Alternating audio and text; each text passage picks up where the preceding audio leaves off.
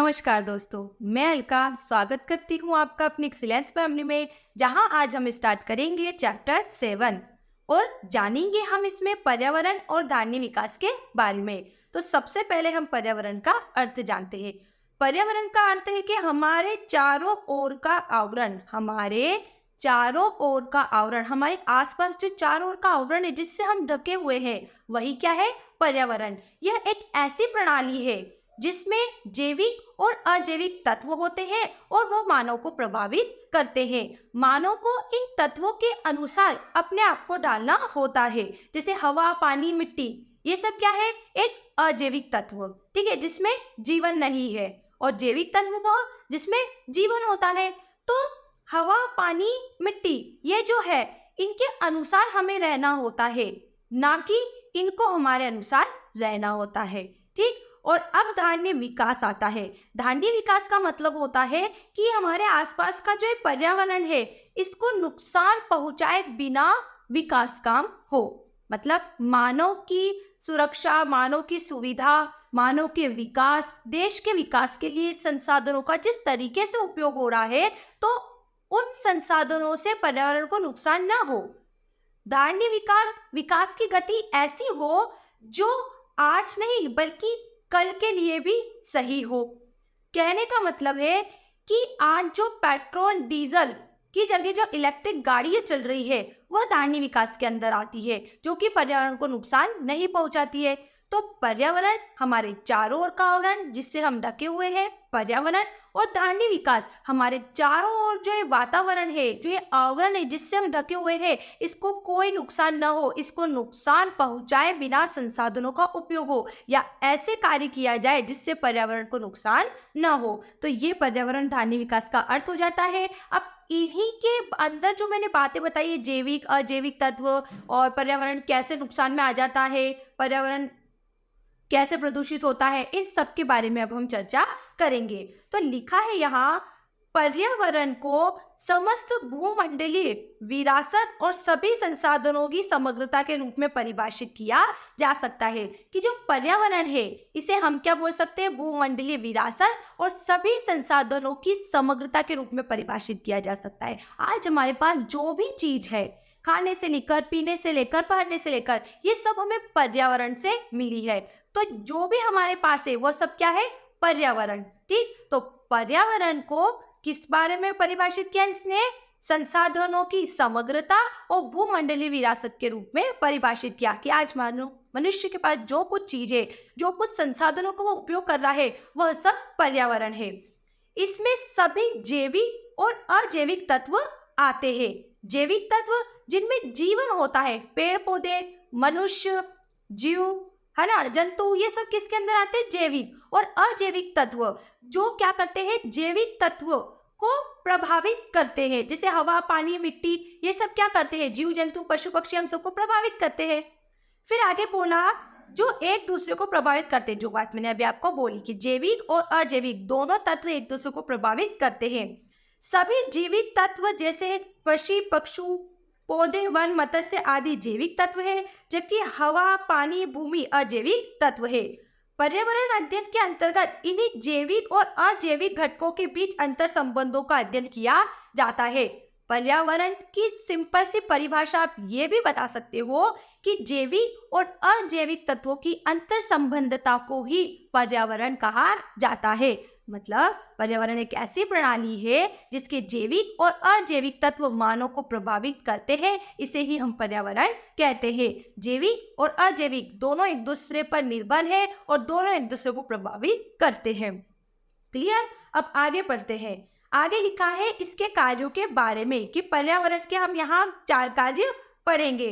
पहला बताया गया है कि यह संसाधनों की पूर्ति करता है। पर्यावरण से भी संसाधन प्राप्त होते हैं 2 प्रकार से, नवीनीकरण और गैर नवीनीकरण। नवीनीकरण और गैर नवीनीकरण दोनों प्रकार के संसाधन शामिल है। अब नवीनीकरण योग्य संसाधन वे है जिनका उपयोग संसाधन के क्षय या समाप्त होने की आशंका के बिना किया जा सकता है, अर्थात संसाधनों की पूर्ति निरंतर बनी रहती है। इसमें वनों में पेड़, समुद्र में मछलियां आदि इसके उदाहरण बताए गए हैं। पर्यावरण के कार्यों में पहला बताया गया है कि इससे हमें संसाधन प्राप्त होते हैं, नवीनीकरण और गैर नवीनीकरण। नवीनीकरण संसाधन वे संसाधन होते हैं जिनका बार बार उपयोग किया जा सकता है और जिनकी पूर्ति निरंतर बनी रहती है। इसने वनों में पेड़, समुद्र में मछलियां उदाहरण इसका बताया है। और गैर नवीनीकरण संसाधन इसके विपरीत, जिनका बार बार उपयोग नहीं किया जा सकता है, जिनका केवल एक बार ही उपयोग किया जा सकता है, जिनकी पूर्ति करना संभव नहीं होता है।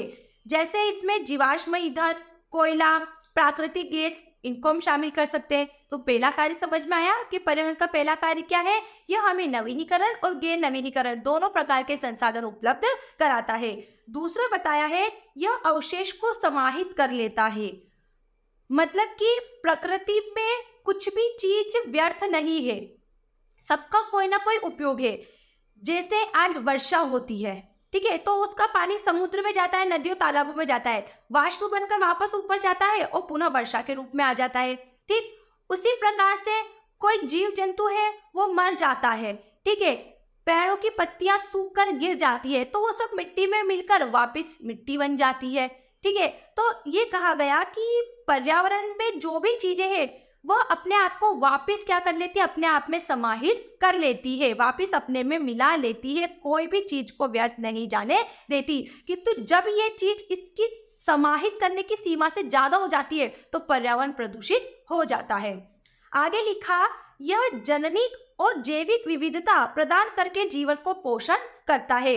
जैविक विविधता का मतलब होता है विभिन्न प्रकार के जीवों का एक क्षेत्र में होना, विभिन्न प्रकार के जीवों का एक क्षेत्र में होना जैविक विविधता। जैसे यहाँ पर पेड़ पौधे, मनुष्य, जीव जंतु सभी। और जननिक का मतलब होता है, जननिक विविधता का मतलब होता है कि ये जो जीव है इनके विभिन्न रूप, जैसे आज विभिन्न प्रकार के पेड़ हैं, विभिन्न प्रकार के पौधे हैं, विभिन्न प्रकार के फूल है, फल है, सब्जियां हैं, ठीक। और एक मनुष्य, एक पिता की 4 संतान, और चारों ही संतान रंग, रूप, बोल चाल सब में अलग अलग। तो जैविक विविधता का मतलब होता है जीवों की विभिन्न प्रजातियां, और जननिक का मतलब होता है इनके विभिन्न रूप, इन प्रजातियों के विभिन्न रूप। तो तीसरा कार्य भी समझ में आ गया कि यह जननिक और जैविक विविधता प्रदान करके जीवन को पोषण देता है। जो पेड़ पौधे होते हैं इनको भी ये पोषित करता है।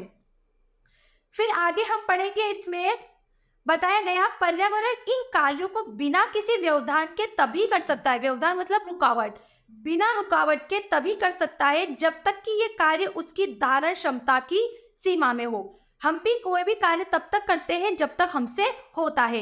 एक व्यक्ति 12 घंटे काम करता है, आप खूब से खूब उससे 2 घंटे एक्स्ट्रा काम करा लोगे, 14 घंटे काम करा लोगे, इसके बाद उसमें कैपेसिटी नहीं बचती। अगर वो फिर भी काम करता है तो अगले दिन वो बीमार हो जाता है। तो उसी प्रकार से पर्यावरण की जितनी क्षमता होती है उतना ही वह क्या करेगा, इन कार्यों को करेगा, सभी प्रकार के संसाधन उपलब्ध कराएगा। लेकिन जब हमारे कार्यों अनावश्यक हो जाएंगे, जब हम पर्यावरण को नुकसान पहुंचाने लग जाएंगे तो पर्यावरण इन कार्यों को नहीं कर पाएगा।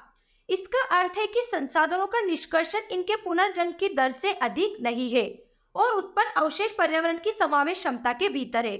हम क्या बोल रहे हैं कि पर्यावरण ऊपर हमने जो कार्य पढ़े हैं इन कार्यों को तब करेगा जब ये कार्य उसकी धारण क्षमता की सीमा में है। और धारण क्षमता का अर्थ बताया गया है कि संसाधनों का निष्कर्षण इनके पुनर्जन्म की दर से अधिक नहीं है और उत्पन्न अवशेष पर्यावरण की समावेश क्षमता के भीतर हो। मतलब जो भी पर्यावरण हमें दे रही है उसको पर्यावरण अवशोषित कर लेगी तो सब कुछ अच्छा चलेगा। जब ऐसा नहीं होगा और ऐसा नहीं होगा तो पर्यावरण जीवन पोषण का अपना तीसरा महत्वपूर्ण कार्य करने में असफल हो जाएगा। इससे पर्यावरण संकट पैदा होगा। मतलब तीसरा कार्य का था विभिन्न प्रकार की प्रजातियां और उनके विभिन्न रूप, तो उनका पोषण करती है पर्यावरण। आज जीव जंतु, पेड़ पौधे, है ना, मनुष्य, सबका पोषण करती है। लेकिन जब पर्यावरण संकट में आ जाएगा, जब उस पर प्रदूषण बढ़ जाएगा तो ये पर्यावरण का तीसरा कार्य हो ही नहीं पाएगा। फिर आगे लिखा, पूरे विश्व में आज यही स्थिति है। विकासशील देशों की तेजी से बढ़ती जनसंख्या और विकसित देशों की समृद्धि, उपभोग तथा उत्पादन मानकों ने पर्यावरण के पहले 2 कार्यों पर भारी दबाव डाला है। पहले 2 कार्य कौन कौन से? नवीनीकरण और गैर नवीनीकरण संसाधन, और दूसरा पर्यावरण पर प्रदूषण बढ़ाया है। अनेक संसाधन इससे क्या हो गए, विलुप्त हो गए, कम हो गए, और कम मतलब गायब ही हो गए और सृजित अवशेष पर्यावरण की अवशोषित क्षमता से बाहर है। और जो संसाधन आज है वह संसाधन इस तरीके से पर्यावरण पर है, मतलब पर्यावरण पर कूड़ा कचरा इतना हो गया है कि वह अपने में समाहित ही नहीं कर पा रही है, वह मिट्टी के रूप में बन ही नहीं रही। मतलब पहले पेड़ पौधे की पत्तियां सड़ गड़ के मिट्टी में मिल जाती थी, उसी मिट्टी से पौधा पनप जाता था, लेकिन आज इतना प्रदूषण हो गया, इतना कचरा हो गया कि मिट्टी नजर ही नहीं आती, सिर्फ कचरा ही कचरा दिखता है। तो पर्यावरण के अंदर जो अवशोषित करने की क्षमता थी वह समाप्त हो गई है। तो इस तरीके से हमने इस पार्ट में जाना पर्यावरण का अर्थ और जैविक अजैविक तत्व और इसके कार्यों के बारे में। अब अगर आपको किसी भी बात को लेकर कोई भी डाउट है तो सबसे पहले आपको वो क्लियर करना है, उसके बाद मैं आपका सेकंड पार्ट इस चैप्टर का स्टार्ट करूंगी।